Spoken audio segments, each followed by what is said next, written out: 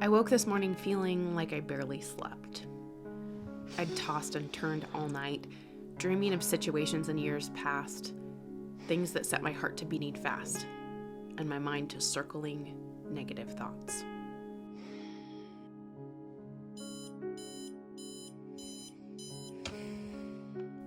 When my alarm went off and I finally fully opened my eyes to the day, tears were at the surface.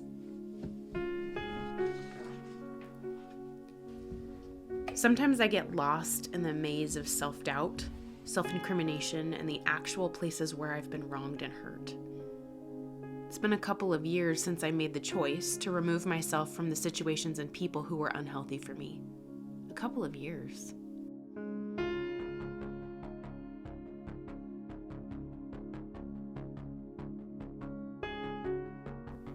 But some days the feelings of shame and frustration and wishing my story was different still rise to the surface. And I have to work to recenter myself upon positivity, forgiveness, and truth. I have to purposefully shift my mindset and once again accept mercy and grace. There are three powerful voices inside my head: the accuser, the advocate, and myself. My voice can so easily side with one or the other. The accuser constantly harasses me with lies that continually chip away at my confidence, my trust in God, my clear hearing and acceptance of the voice of my advocate. There's a story in the Old Testament of the Bible where Elijah, a powerful prophet of God, gets frustrated. He gets tired and scared and depleted. Elijah gives into feelings of defeat, doubt, and depression, but God pursues him. God shows up on the mountain where Elijah waits, not in the power of a mighty wind or the shaking of an earthquake or even a fire, but in a whisper.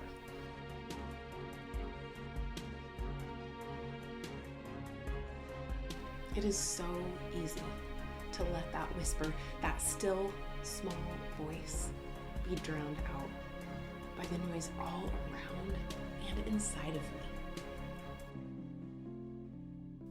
And yet, it's the only voice that speaks real truth, the only sound I can really count on. It's the voice that realigns me, reawakens me to hope, sets me back in the right direction, and increases my capacity to face adversity. There's a perspective in the New Testament of the Bible that helps me on these days when my thoughts seem particularly caught in the swirl of emotions and situations. When I feel like I'm descending a little bit into darkness and when my emotions get the better of me. This perspective comes from the Apostle Paul. He reminds the Corinthian church way back in the first century that Christians don't wage war the same way that other people do. Paul reminds the church that we have weapons that are different than the weapons of the world. The weapons he talks about have divine power, and they demolish strongholds. Now, those are some strong words. Paul goes on to say that we are to take captive every thought and make it obedient to Christ. I don't know about you, but I really need the force behind the idea of demolishing strongholds, arguments, and every pretension. These concepts help me see the possibility of conquering that swirl, of stopping the flood of tears, frustration, and resurfacing traumas. When I take my thoughts captive and make them obedient to Christ, I rewrite my neural pathways. I actively choose to do something that works.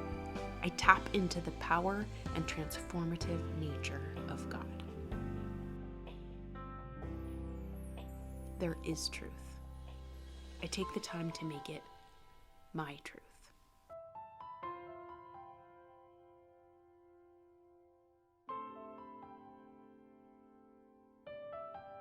Jesus, shine your light on the lies I'm tempted to believe today.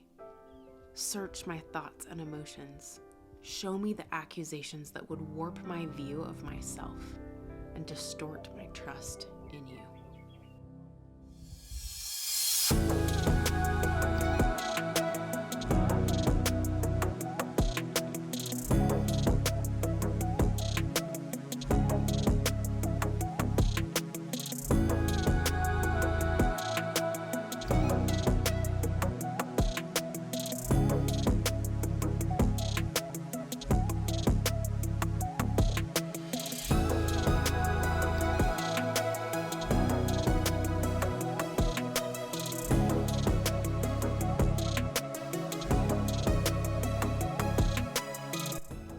After I do the work and take the time, I'm content with my life, myself, the person God made me to be. I'm proud of myself once again for standing up and getting out of the situations that trapped me and made me feel like a wild animal. The places where I couldn't translate actions and language into love and didn't love well in return. I step out of the darkness of perceiving myself as a victim and out into the glorious light and truth that with Jesus, I am free, strong, forgiven, and beloved. These things don't help me do anything hugely amazing, but they do help me return to my life. They rewrite my worry, fear, disillusionment, pain, and disappointment into contentment and hope, which means I can once again happily make dinner for my family, throw in a load of laundry, pack my bag for the gym, and face my workday with confidence, knowing I have worth.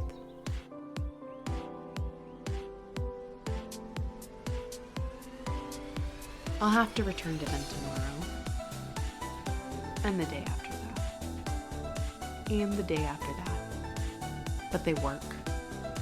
As cheesy as they may seem to you or sound, they work because they are true.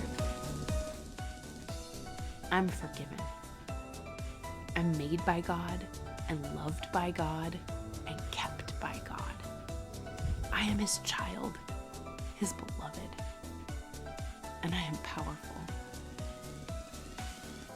I have worth because I am. God purposed it and hasn't given up on me. My story matters.